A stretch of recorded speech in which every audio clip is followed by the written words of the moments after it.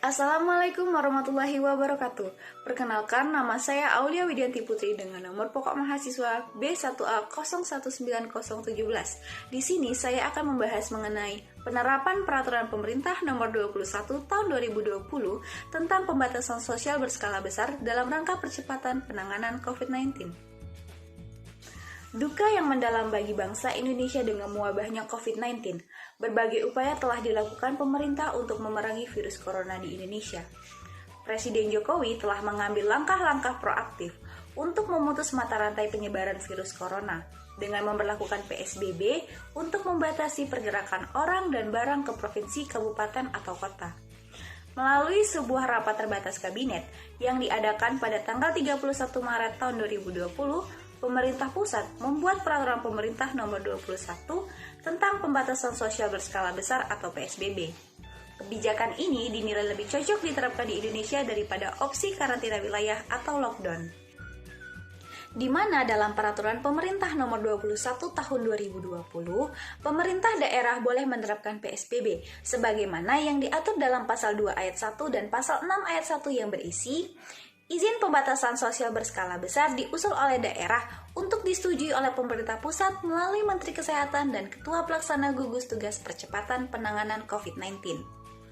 Berdasarkan pasal 3 Peraturan Pemerintah Nomor 21 Tahun 2020, PSBB harus memenuhi sejumlah syarat, yaitu jumlah kasus atau jumlah kematian yang meningkat, menyebar secara signifikan dan cepat ke beberapa wilayah, serta terdapat kaitan epidemiologis dengan kejadian yang serupa di wilayah atau negara lain. Kebijakan PSBB meliputi peliburan sekolah dan tempat kerja, pembatasan kegiatan keagamaan, dan pembatasan kegiatan di tempat atau fasilitas umum, sebagaimana bunyi pasal 4 ayat 1 yang dapat menimbulkan berkumpulnya kerumunan banyak orang. Terhadap syarat yang dimaksud pada pasal 3 Peraturan Pemerintah Nomor 21 Tahun 2020, secara subjektif, Menteri Kesehatan memiliki otoritas dalam memberikan penilaian terhadap pentingnya pemberlakuan PSBB pada wilayah provinsi, kabupaten, atau kota, dan menjadi kritik hukum terhadap teknis penerapan PSBB. Kemudian yang menjadi pertanyaan pada penilaian subjektif Menteri Kesehatan tersebut adalah apa sekiranya yang menjadi alasan dan pertimbangannya dan berapa jumlah kasus atau jumlah korban agar suatu daerah dapat memohonkan PSBB.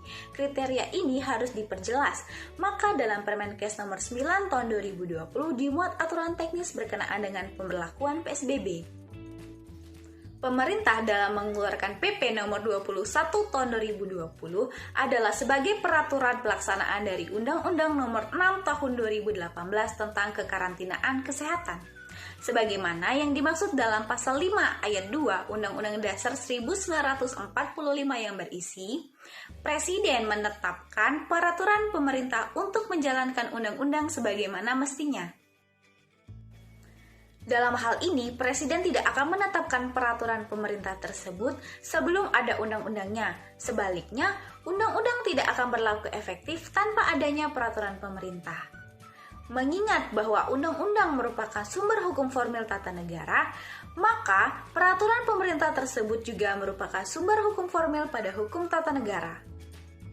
Apabila kita lihat dari sistem hukum tata negara, maka secara hierarki, peraturan perundang-undangan yang mengatur pemberlakuan PSBB sudah sangat tepat. Dan jika kita tinjau dari suatu efektivitas peraturan pemerintah tersebut yang dimuat untuk pemberlakuan PSBB, maka peraturan pemerintah nomor 21 tahun 2020 telah dapat berlaku efektif. Mengingat bahwa peraturan pemerintah tersebut telah dibuat aturan teknisnya yang dimuat pada Permenkes nomor 9 tahun 2020. PSBB adalah pilihan yang ditetapkan oleh pemerintah, bukan karantina wilayah. Dengan segala kelebihan dan kekurangannya, PSBB dipilih berdasarkan pertimbangan aspek filosofis, sosiologis, dan yuridis yang merupakan dasar penyusunan peraturan perundang-undangan. Sehingga, sudah seyogyanya pemerintah daerah dan masyarakat mendukung apa yang telah ditetapkan oleh pemerintah pusat agar penanganan COVID-19 dapat berjalan dengan efektif. Mungkin itu saja yang dapat saya sampaikan, lebih dan kurangnya saya mohon maaf. Wabillahi taufik wa hidayah. Wassalamualaikum warahmatullahi wabarakatuh.